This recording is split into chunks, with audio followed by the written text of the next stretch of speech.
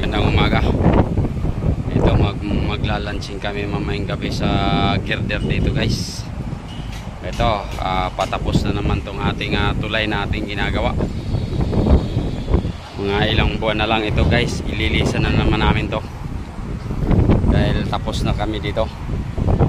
Ito ay tatatak nito sa alaala ng aking career sa construction guys.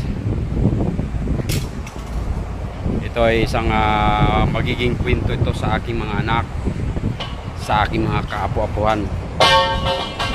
Tatak nito, tatak history na ito guys sa akin, para sa akin dito sa Slicks. Yan. Mag-girder kami ngayon. Mamayang gabi ilalapag ang girder dito. Ilang buwan pa guys matatapos na itong tulay na.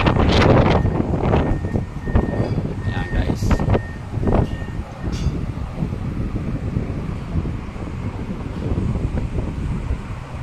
Ito ay magiging history na naman sa aking pagiging construction at maikukwento ko sa aking mga anak, sa aking mga apo.